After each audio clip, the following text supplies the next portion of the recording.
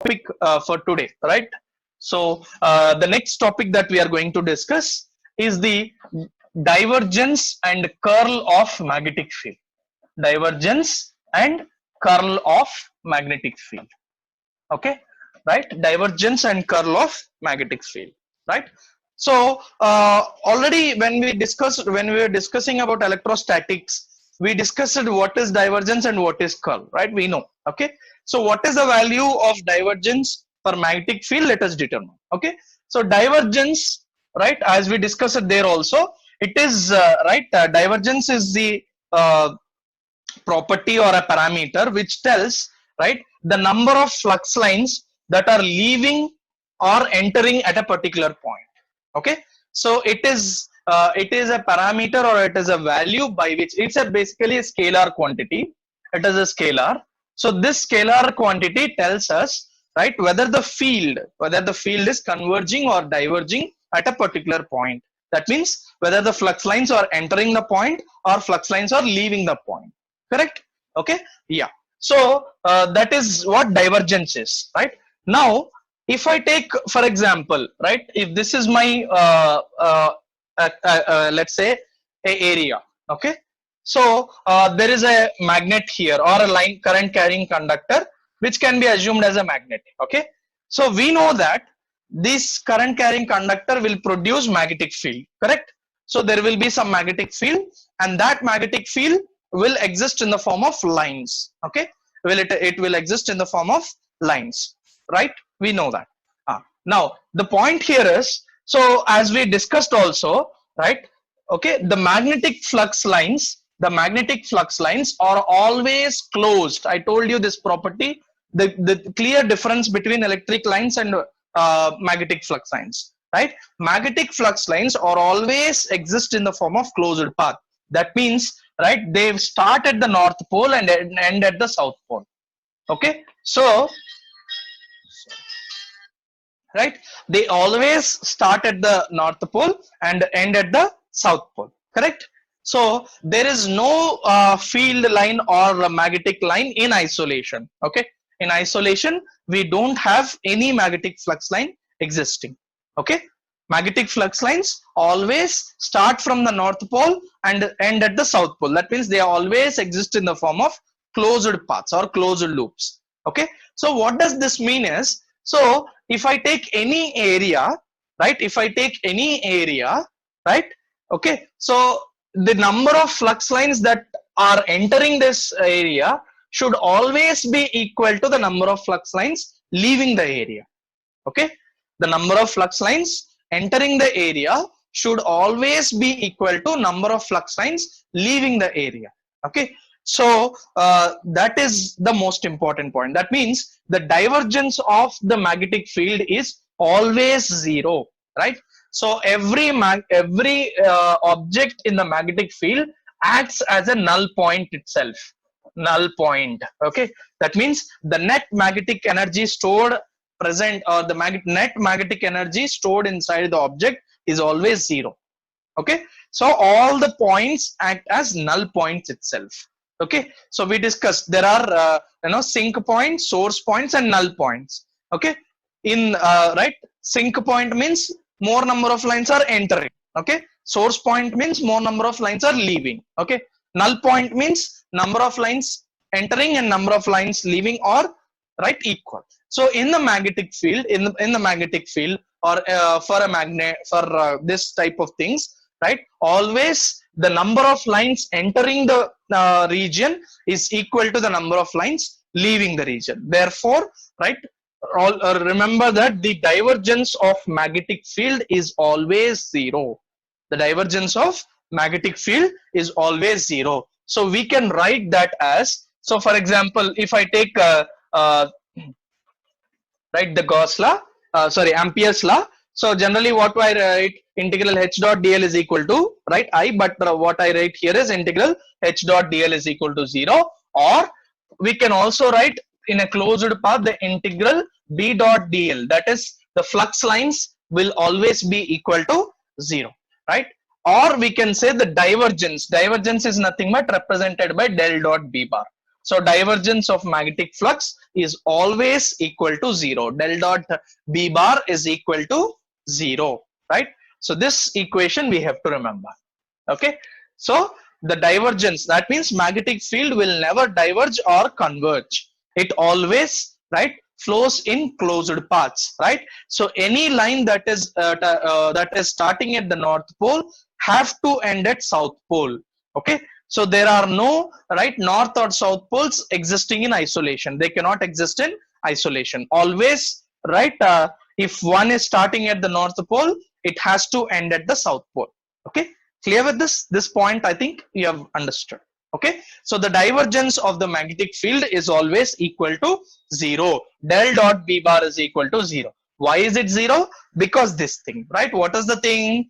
Magnetic flux lines always exist in the closed loops, right? So if a line starts at the North Pole, it will end at the South Pole. So if I take any area, right, in between, then the number of lines entering into the object or the area will be equal to the number of lines flowing out of the object or area. Okay. So this is the thing about divergence. Okay. I hope this is clear, right? Del dot B bar is equal to 0. So for anything, any type of magnetic field, it doesn't matter. Whatever may be the type of conductor, whatever may be the type of the field, etc., etc. So in any case, del dot B bar is always equal to 0. Divergence of B bar is always equal to 0. Divergence of magnetic field is always equal to 0. Correct? I think I hope this is understood, right? Okay. Next, similarly, what about the curl, right? What does a curl represent? Right? What do we mean by curl? Right? Curl means, right? We have already discussed curl of electric field, right? Curl of electric field means del cross E bar, right? What is this del cross E bar representing? So it is representing the rotation, curling, right? The curling or rotation of the field. Okay. So we found that electric field never rotates. Electric field never curls, right? Del cross E bar is always equal to 0 in a closed surface, correct? Or in an open surface, right? So in any surface, the del cross E bar is always equal to 0, correct? So here, right, what about the magnetic field? Let us find it out. Okay. So I will take the Ampere's law again. So integral h bar dot dl bar is equal to I, correct? This is the Ampere's law. Integral h bar dot dl bar is equal to I. So what I write is integral h bar dot dl bar is equal to I. I is nothing but current. So this can be written as in terms of current density. We discussed in the first unit, current density. I can be written as integral j dot ds, right? Integral j ds, right? Where j is current density. So in terms of current density, I can write current as I is equal to integral j dot ds, right? Clear? So writing it here, okay, what I get is integral h dot dl is equal to integral j dot ds, j bar dot ds bar. Okay, right? Now this is a open line integral. So we have something called as Stokes theorem, right? We all remember Stokes theorem. So what does the Stokes theorem tell us? So if there is a closed line integral of a vector, right, integral a dot dl, this can be written as, right, an open surface integral of the curl of the vector. Okay. So this theorem is called as Stokes theorem. We know, right? Already we studied it in the calculus, right?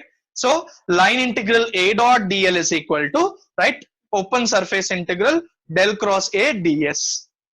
Okay. So on the similar lines, so writing it here, integral h bar, h dot dl can be replaced by del cross h ds is equal to integral j ds, right? Okay. So we can see that on both sides it is integral with respect to ds. So we can equate that equal to integral h is equal to del cross h is equal to j, right? So this is the curl of magnetic field, that is del cross h is equal to j, right? Del cross h is equal to j. Okay. right? That is, the curl of a magnetic field is not zero, but instead it is equal to the current density at the point. Okay, right? So that means, right, magnetic field will rotate. Magnetic field will have rotation, will have curling. Okay, magnetic field will curl, right? Will rotate. Okay, so magnetic field rotates, right? Okay, it curls, right? And what is the intensity with which it rotates? Or okay, so remember that del cross H, del is a vector, cross H is also a vector, right? So this is a cross product of two vectors is also a vector, right? So this is a vector, right? Remember, this is a vector and J bar is also a vector. Okay, so this del cross H bar is a vector. So it is basically representing at a particular point what is the rotation of the magnetic field, right? So what is the curl of the magnetic field? That means how much, by how much it is curling, or by how much it is rotating. What is the intensity?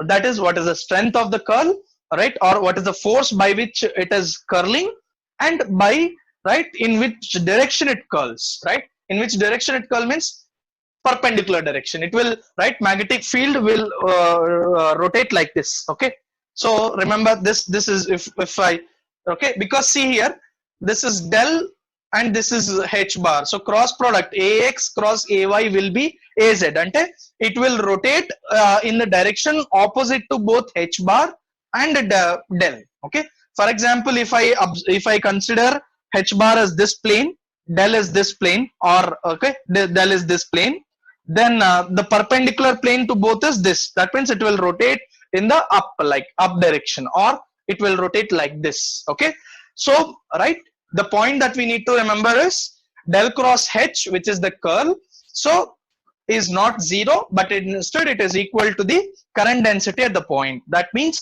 magnetic field has curl nature. That means it rotates. Okay, there is a rotational nature of the magnetic field, right? Magnetic field will rotate, right? And what is this intensity of the rotation? It is equal to the current density at the point. Okay, clear with this? So simple, we started with the Ampere's law. Integral del cross integral H dot dl is equal to I. Okay, so this is equal to H dot dl is equal to right, I can be written as J dot ds. Okay, right, now H dot dl, right, so by using Stokes theorem, what we get is A bar dot dl is equal to del cross A ds. So therefore we can write H dot dl as del cross H into ds is equal to J ds. Now what I got, del cross H is equal to J, right? So del cross H represents the curl, right? So the curl nature of the magnetic field, right? So the magnetic curl of the magnetic field is not zero. Instead, it is equal to the current density at the point. Okay, clear with this? So, right, we can summarize and we can clearly remember, right, the difference between electric field and magnetic field, right? So, if I take, this is E bar, this is my E bar, this is electric field and this is magnetic field. So, the divergence of E bar is not zero. Instead, it is equal to rho V. Okay, the divergence of electric field, right, that is del dot E bar will be equal to the charge density present at the point. Okay, it is not zero. Whereas divergence of magnetic field is zero. Okay, divergence of magnetic field is zero, right? Curl of electric field is always zero, right? And curl of magnetic field will be equal to, right, the what we can say current density J bar, right? Okay, clear ma? So this is the simple comparison. This is the simple thing that we should remember. And these are the four equations of Maxwell. We will discuss that later. So Maxwell gave the four equations using these things. Okay, using these properties, right? So divergence, okay, that is del dot, right, some vector. So divergence, electric field has divergence. That means electric field, right, at a particular point, okay, so can diverge or can converge, right? So that means each point in the electric field acts as a charge. Each point acts as a charge. It can be a positive charge or it can be a negative charge. It can be a source point or it can be a sink point. Remember that. Okay, so electric field right, any point on the electric field will have some divergence. That means the number of lines entering and the number of lines leaving will not be same. That means every point has a charge associated with it. Okay, every point in the electric field has a charge associated with it. Okay, whereas the divergence of magnetic field is zero. That means, right, so there will be no, right, charge points, or there will be no, right, flux points in the field. Okay, every point is a null point itself, right? So the number of lines that are entering will always be equal to the number of lines leaving, okay, in the magnetic field. So divergence of H bar is zero, divergence of E bar is equal to rho v. Okay, so this is the first thing. Next, if I take the curl nature, curling means rotational, right? So electric field will never rotate, right? Electric field will never rotate, generally doesn't rotate. Okay, so the curling nature of the electric field is always zero. That means the flux lines or the field lines will always go in straight arcs or in like this. Okay, the curling nature of the electric field is zero. Okay, whereas, right, if I take the magnetic field, the curling nature of the magnetic field is the magnetic field curls. That means the magnetic field has rotational nature, and the intensity with which it rotates is equal to the current density J bar. Okay, so this point, these four things, right, are very important, because these are the things, right, which are called as Maxwell's equations, right, and very important properties. Okay, electric field diverges but does not rotate. Magnetic field does not diverge but rotates. Okay, so this is the simple thing about curling and divergence. I hope this is clear. Okay, if not, right, we will have a couple of problems on divergence, because they are sorry, curl of the magnetic field, because they are asked in the exam. Okay, yeah, write down the first problem. Write down the first problem. Before writing the problem, sorry. So before writing the problem, okay, one small point that we need to add, right? So del cross whatever the A or something, right? So this, to solve this, right, we can use the same concept of determinant, right? So I am writing the determinant in 3 coordinate systems. Okay, so del cross A or del cross H itself, I am writing del cross H bar in 3 different coordinates, because the curl is that particular thing, right? Okay, yeah, so let us write this. So in Cartesian coordinate system, it's simple: ax, ay, az. So dou by dou x, dou by dou y, dou by dou z, right? And hx, hy, hz. Okay, so no issues, right? Cartesian. Cylindrical coordinate system, if I take cylindrical coordinate system, ar, a phi, right, and az. Okay, so this is dou by dou r, dou by dou phi, and dou by dou z. Okay, and this is hr. Okay, so this is r, h phi, and hz. Okay, cylindrical, right? Spherical coordinate system, del cross h in spherical coordinate system, right? So this is ar, a theta, a phi. Ar, a theta, a phi are the 3 things, right? Dou by dou r, dou by dou theta, and dou by dou phi, correct? Okay, what is this thing is, so this is hr, right? This is r h theta, and this is r sine theta h phi. Okay, so remember this thing. Okay, so h bar, you are writing it as, in Cartesian you write it as hx ax, hy ay, hz az, correct? Okay, spherical hr ar, h phi a phi, hz az. Okay, like this. So this is the del cross h in 3 different coordinate systems. Okay, so this will be very useful, right? Especially this is asked for 2 marks questions. Evaluate the curl of a function will be given, right? And we need to find out the curl of this. Okay, yeah, quickly write down a problem, because only 5 minutes of time is left out for this session. So I'll restart the session. So meanwhile you can solve the problem. Yeah, write down the first problem. If h bar is equal to, if h bar is equal to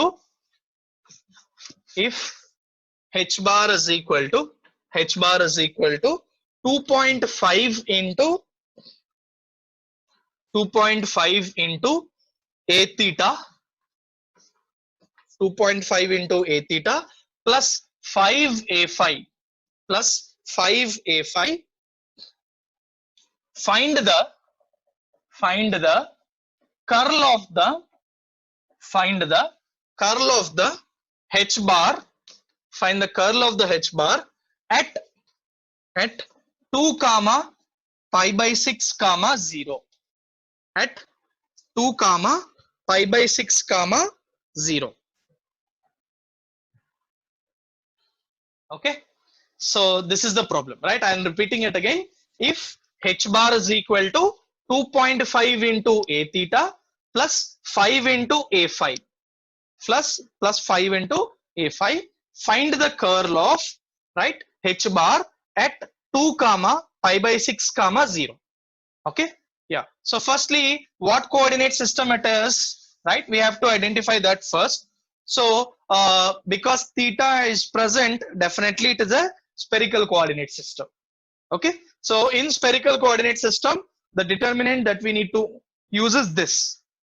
Okay, so del cross h bar, the curl is nothing but del cross h bar, so that is equal to ar a theta, right, a phi. Okay, ar a theta a phi. Okay, then the second is dou by dou r, dou by dou theta, and dou by dou phi. You write as it is. Now h bar is to be written hr. Is any r component here? No, right? So r is 0, hr is 0. Next r into what is h phi? H phi is this. Sorry, h theta. This is h theta. H theta, correct? Yeah, r into h theta. So what is h theta? This is the thing. So 2.5. Okay, right?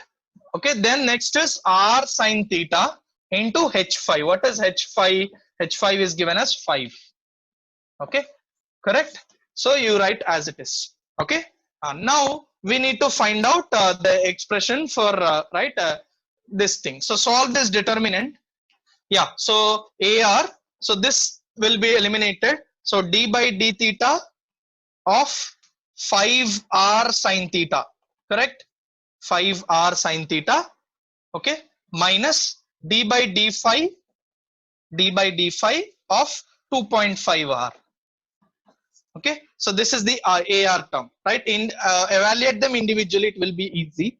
So ar into, right, so d by d theta of r sine theta, so 5r is constant, 5r you write as it is. D by d differential of sine theta is cos theta, correct?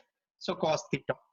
Okay, so this term 5r cos theta minus, right, d by d phi of 2.5r. So there is no phi term here. If you differentiate, it will be 0. Okay, so first component, ar component, is this thing.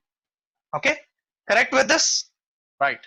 Then continuing, right, what I get next term, if I take out this, right, a theta term, a theta is equal to, so d by dr of dou by dou r of r sine theta phi 5, okay, minus, right, so this will be, right, d by d phi of into 0. Okay, so this is equal to, right, again only one term will get a theta into d by dr of r is 1, and this is constant, so 5 sine theta.